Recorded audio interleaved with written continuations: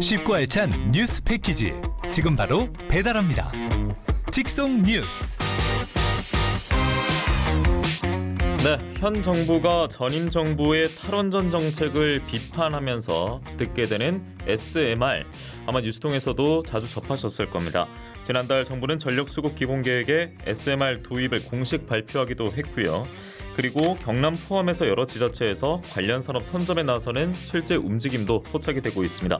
하지만 일각에서는 안전성과 경제성에 대한 우려, 또 현 정부 원전 정책은 선진국 노선과 반대길을 걷고 있다, 이렇게 비판하기도 합니다. 원자력 안전연구소 한병섭 소장과 관련 이야기 나눠보겠습니다. 소장님 안녕하십니까? 네, 안녕하십니까? 네, 원자력 안전연구소, 사실 이름만 들어도 좀 거리감도 느껴지는 것 같고 머리가 벌써부터 아픈 것 같은데 어떤 곳입니까? 최근 들어가지고 그 원자력 안전에 관련된 여러 가지 이슈들이 있었죠. 대진 침대 건도 있었고, 그다음에 월성 원자력에 그러니까 방사능 액체가 새어 나온 거, 그다음에 영광원전에서 경락 건물이 통째로 이제 부시 시공된 이런 이슈들이 있었을 때 사실 원자력 전문가 그룹에서 이거에 대한 어떤 진단이라든지 이거에 대한 대안을 제시하고 이런 부분들이 전혀 없었었죠. 그래서 그런 부분에 대해서 전문가들이 어떤 이런 대안도 제시해주고 개선할 방향을 갖다 좀 찾아보자라는 뜻으로 만들어진 게 원자력 안전연구소고, 사실은 앞에 나와서 있는 건 제가 있습니다만은 많은 원자력에 좀 숨은 조력자들이 이런 부분에 대해서 같이 도움을 주고 그렇게 지금 안전성을 좀 올려보기에 애쓰는 그런 기관이라고 보시면 될 것 같습니다. 원자력은 무조건 안전하다 이렇게만 강조를 하고 있는 분보다는 안전성을 더 제고시키는 쪽으로 힘을 싣기 위해서 활동하고 계시고, SMR 소형 모듈 원자로인데 이 개념 자체가 여전히 대부분의 국민들은 생소할 것 같습니다. 그래서 원자 핵공학 박사이자 방사성 폐기물 분야 전문가인 소장님을 저희가 모셨기 때문에 오늘 조금이나마 더 편하게 쉽게 설명 들을 수 있을 것 같은데요. SMR 이게 대체 뭡니까? 말 그대로입니다. 스몰 모듈러 리액터라고 하는데, 사실은 원자력 발전소를 처음 만들 때는 이렇게 지금처럼 1000메가와트, 1500메가와트 이렇게 크게 짓지 않고 처음엔 조그맣게 만들었을 거 아닙니까? 이미 SMR은 우리가 한번 겪어봤던 거예요. 조그만 원전을 만들어 오다가 거기에 대한 경제성을 올리고 그다음에 안전성을 높여가면서 지금의 1000메가와트, 1500메가와트를 만들어 온 거죠. 그러면 다시 작게 가는 겁니까? 그러니까 다시 작게 가는데 이제 개념을 작게 가면서 모듈러라는 말이 붙었지 않습니까? M 같은 경우에는 이제 예를 들어 가지고 100짜리 100메가와트짜리가 있는데 이걸 갖다 필요에 따라서는 100메가와트짜리 원자력을 레고 블록처럼 2개를 이어 가지고 하면 200이 되고 10개를 이으면 1000메가와트가 된다. 이렇게 설계를 해보자라는 개념으로 제시된 게 SMR이라고 보시면 될 것 같습니다. 그러면 대형 원전에서 다시 미니 원전이 된다? 이런 그렇죠. 개념으로 보면 되는 겁니까? 그러면 기존 원전, 그러니까 이 소형 모듈 원자로보다 큰 원전과 비교했을 때는 SMR의 성능이라든지 비용적 측면에서 어떤 강점이 있는 겁니까? 일단은 제가 이제 원자력 발전소가 처음부터 사이즈가 커져 왔다라는 거에 말 속에는 뭐가 있냐면, 사이즈가 커져 왔다는 이야기는 커져야만 경제성이 생긴다는 이야기가 되는 거죠. 그러니까 예를 들어 가지고 좀 쉬운 예입니다만 연탄 보일러를 갖다가 10개짜리 보일러를 하는 거를 1개짜리 보일러로 나누었을 때 들어가는 재료가 어디가 더 많을까요? 당연히 10개 작은 거로 10개 하는 게 많이 들 거죠. 당연히 경제성은 떨어질 수밖에 없죠. 그런 문제 있고, 그다음에 원자력 발전소가 안전성을 갖다가 혁신적으로 향상시킨다는 이야기는 하고 있습니다. 그런데 만약 그런, 제가 보기에는 결정적으로 안전성을 바꿔 놓을 수 있는 어떤 그 기술은 없는 것 같은데, 있을 수도 있겠지만, 그렇다면 이걸 작은 거로 10개로 나눴을 때 큰 거 1개랑 어떤 위험성을 곱하기 10으로 했을 때 더 안전할까에 대해서는 좀 솔직히 답변 드리기는 힘든 문제인 것 같습니다. 그러니까 제가 드렸던 질문도 그런 궤였습니다. 그러니까 방사성 폐기물 원전하면 늘 걱정하지 않습니까? 그래서 만약에 대형 원전에서 규모가 5분의 1로 주는 SMR이다. 그러면 방사성 폐기물 우려도 5분의 1만큼 주는 것인지 아예 우려가 없어지는지, 이건 아니라는 거 아닙니까? 그렇죠. 원자력 발전소가 필요한 거는 우리가 제일 큰 목적은 전기를 생산하기 위한 거죠. 그렇죠. 그러면 1000이라는 전기를 생산할 때를 이걸 갖다가 100짜리로 10개를 나눈다라고 했을 때 이제 쉬운 예입니다만은 그저 앵커님도 아시겠지만 우리 중학교 때 배운 게 있죠. 왜냐하면 그 원자력의 에너지가 이 네네. 표면으로 그 손실이 되거든요. 예. 손실이 되는데 일자리 부피 무게 1짜리하고 무게 10이나 100짜리로 했을 때 무게 1에 대한 표면적은 작은 게 더 많아지죠. 표면적이. 무슨 말씀인지 알겠습니다. 그 예. 표면적은 제곱인데 예. 그다음에 부피는 세제곱이지 않습니까? 예. 그러니까 부피가 작을수록 표면적이 더 많아지죠. 그래서 우리가 약을 갈아서 먹는 이유가 반응성을 높이기 위해서 하는 거거든요. 그렇죠. 예. 그렇다면은 원자력 발전을 위해서 에너지가 필요한데 원자력 발전소가 작아지면 밖으로 빠져나가는 게 많다는 이야기잖아요.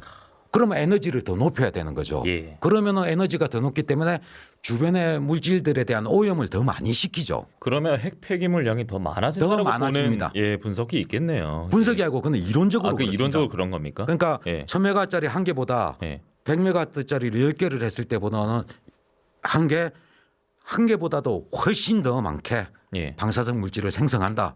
이거는 상식적인 결론. 왜냐하면 제가 있겠네요라고 여쭤봤던 거는 네. 그 경북도 그렇고 네. 그 대구가 그렇습니다. 그리고 경남도 그렇고 네. 지금 하겠다라고 하고 있지 않습니까? 오히려. 그분들이 말하는 건 속이고 있는 게 이런 거죠. 1000짜리를 100으로 100짜리 하나로 짓기 때문에 예. 작게 나온다. 그건 맞죠. 그걸 10개를 곱해야 된다는 말을 빼는 거죠. 그럼 제가 처음 들었던 그 질문이네요. 네. 만약 5분의 1로 줄면은 네. 작아지는 거 아니냐? 그렇죠. 위험도 폐기물도. 위험은 작아지지만 예. 5분의 1로 줄였으면 똑같은 에너지를 만들기 위해서는 곱하기 5가 돼야 되잖아요. 아, 알겠습니다. 이게 아마 들으시면서도 지금은 이제 논란의 불씨가 서서히 생기기 시작할 것 같습니다. 예, 지금 이 대목에서는요. 자, 그리고 국무총리 소속 중앙행정기관인 원자력안전위원회가 한국형 소형 모듈 원자로 SMR 표준 설계 인가 신청에 대비해서 SMR 규제 연구 추진단 출범을 6월 초에 알렸더라고요. 네네. 그러면 이거는 안전성에 대한 우려가 있으면 그거를 뭐 불식시켜주겠다 이런 의미인 건지, 그리고 표준 설계 인가 심사 기준 이것조차도 저는 잘 와닿지가 않습니다. 머리가 아프고 무슨 얘기하는 겁니까 이게? 좀 말이 좀 어려운 것 같은데 제품이 있고 제품에 대한 설계가 나왔을 때 그걸 어떻게 심사하는 거가 있어야 되는데 우리 SML이 지금 현존하는 현물이 아니거든요. 개념적인 문제란 말이죠. 예. 해결도도 바뀔 수 있고 개통도 바뀔 수 있는 건데 예. 근데 어떻게 심사를 하고 기준을 잡죠? 이런 걸 준비를 하는 건 맞습니다. 예. 준비를 하는 게 맞는데 그리고 앞에 표준이란 말이 붙었죠. 네네. 표준은 어떻게 쓰는 겁니까? 대상이 많고 여러 개가 있을 때 반복될 때 그걸 획일화시켜서 효율성을 높이는 게 표준인데 예. 대상 자체가 없는데 없는데 대상 자체가 없는데 표준화를 왜 해야 하나요? 전후 관계가 좀 안 맞는 내용이네요. 좀 그렇죠. 그렇게 소영님 보고 계시는 거고. 네. 아니 그리고 이렇게 여러 가지 의문 보호가 달릴 수가 있는 건데 뭐 안정성도 그렇습니다만 경제성 측면에서도 바라봐야 될 것 같습니다. 네네네. 세계 원자력 협회가 SMR 시장이 10년 뒤에 640조 원 규모로 성장할 것이다 이렇게 전망을 했어요. 네네. 그러면 뭐 세계적으로 봤을 때 그리고 원자력 협회에서 봤을 때는 이게 뭐 상업성이라든지 경제성 있다고 보는 것 같은데요. 예, 가능성은 있습니다. 가능성은 왜냐하면 있다. 이제 예. 뭐 현재 지금 캐나다 같은 나라에서는 좀 예. 활성 그 SMR에 대한 연구나 이런 게 투자가 활성화되어 있는데 그런 나라 같은 경우에는 SMR이 필요한 데가 분명히 있습니다. 아까 말씀드린 것처럼 기존 대규모 원전보다도 작지만 예. 그리고 이제 경제성도 떨어지지만 예. 특수한 목적이 있을 때는 필요할 수가 있지 않습니까? 그렇죠. 그럼 그런 특수한 목적성이 있기 때문에 시장은 분명히 존재하는 건 맞습니다. 예. 그런데 이제 그런 특수한 목적을 전제로 해서 우리가 먼저 준비해야 될 것들이 많이 있는데 기술부터 시작해 가지고 예. 경험도 있어야 되고 어떤 실적도 갖춰야 되고 근데 과연 그런 부분에서 과연 준비가 됐는가에 예. 대해서는 좀 의문부호가 있습니다. 그러니까 지금 정부도 상용화 일정 그 계획은 2030년으로 발표한 것으로 불가능하다고 봅니다. 불가능하다. 왜냐하면 우리나라 같은 2030년도. 경우에 이제 예. 기존 우리나라에 가장 많은 원자력 발전소가 1000메가와트짜리입니다. 예. 이제 뭐 영광 3, 4, 5, 6 뭐 이런 것들인데 예. 그런 것들 같은 경우에 그거를 갖다가 출력을 늘리기 위해서 1400 고리 3, 4호기 같은 경우에 1400입니다. 30% 40% 올리는 거 할 때 우리가 과거 제도 참여했었습니다만 설계를 할 때 20년 걸려 가지고 그 사이즈업 하는 걸 갖다가 우리가 예. 해가지고 실제 원자로를 지었거든요. 그런데 지금 아직 지어보지도 않은 원자력을 불과 10년 안에 해내겠다. 불가능하다고 봅니다. 불가능하다. 그러면 전 세계적으로도 지금 SMR 상용화에 뭐 성공한 나라는 그러면 있습니까? 상용화에 대한 기술적인 단계는 뭐 뉴스케일이라는 예. 나라 예. 이야기 들어보셨을 겁니다. 근데 거기 뭐 파산 예, 직전이라고 맞습니다. 파산 직전인 그러니까 프로젝트 투자를 실패해 가지고 이제 예. 파산 직전이 됐다가 가장 최근에 불과 얼마 전에 미국의 이제 핵규제위원회에서 예. 안전성에 좀 문제가 있으니까 예. 안전성을 다시 재점검하라라는 검토를 받았죠. 그러니까 사실 안전성을 입증하기는 아직 좀 떨어진다라는 게 지금 현재 입장이거든요. 그런데 그런데 우리는 그걸 뚫고 지나가겠다. 우리는 해낼 수 있다. 뉴스케일은 이제 제품을 만들어 놨는데 예. 제품에 대한 허가 단계에서 지금 문제가 생긴데 예. 우리는 제품 설계도 안 돼 있는데 어떻게 몇 년 안에 지을까요? 아, 그게 뉴스케일도 십몇 년이 지났거든요. 예, 예. 그러게요.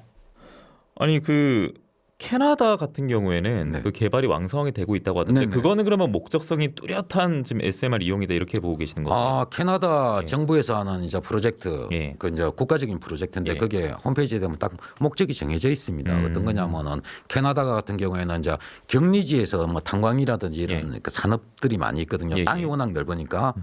그런데나 그다음에 이제 멀리 떨어진 지역에 사람이 인구가 사는 데 같은 경우에 그런 데다가 전기선을 깔 수도 없고 뭐 몇천 킬로니까요. 예. 그다음에 그걸 탱크로리에 실어 가지고 중유를 공급할 수도 없잖아요. 그렇죠. 그런 목적성이 있기 때문에 우리는 SMR을 지어 가지고 경제성은 떨어지지만 예. 그런 측면에서는 경제성이 확보되기 때문에 우리는 진행하겠다라는 목적을 가지고 있거든요. 예. 그런데 우리나라 같은 경우에는 딱 하나뿐입니다. 뭐 수출해서 팔겠다라는 예. 거 말고는 근데 뭐 기본 자산이 많이 좀 모자란 것 같다라는 느낌을 가지고 있습니다. 그리고 또 수출하면은 이후에 좀 아리백도 저희가 살펴봐야 되는데 네네네. 우선 국내로 다시 들어와 보겠습니다. 네네.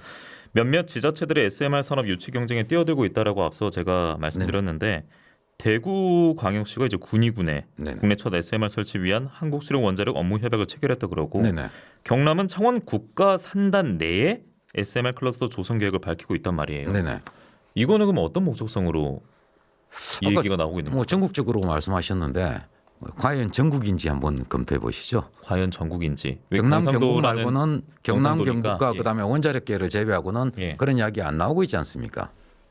그러네요. 그것도. 이제 그것도 한번 지켜보셔야 될 예. 거고 그다음에 지금 뭐 협약을 맺고 연구한다는 거 연구 자체는 저는 뭐 나쁘게 보지 않습니다. 예. 하지만은 마치 지금 잘못 번역이 돼서 대구에 SMR을 짓는다처럼 이렇게 번역이 되고 있는데 생각해 보시죠. 그 뭐 조그만 뭐 쓰레기장을 짓든지 화장터를 짓든지 하는데도 주민 민원이 생기고 원자력 그렇죠. 발전소는 방사선 물질을 배출할 수밖에 없습니다. 예. 그러니까 기체는 공기 중으로 배출하고 액체는 바다나 강으로 버릴 수밖에 없는데 과연 그 대도시에 그걸 담보할 수 있는 주변에 그 테두리를 쳐가지고 담장 안전구역을 확보할 수 있는 땅을 확보할 수 있을까요?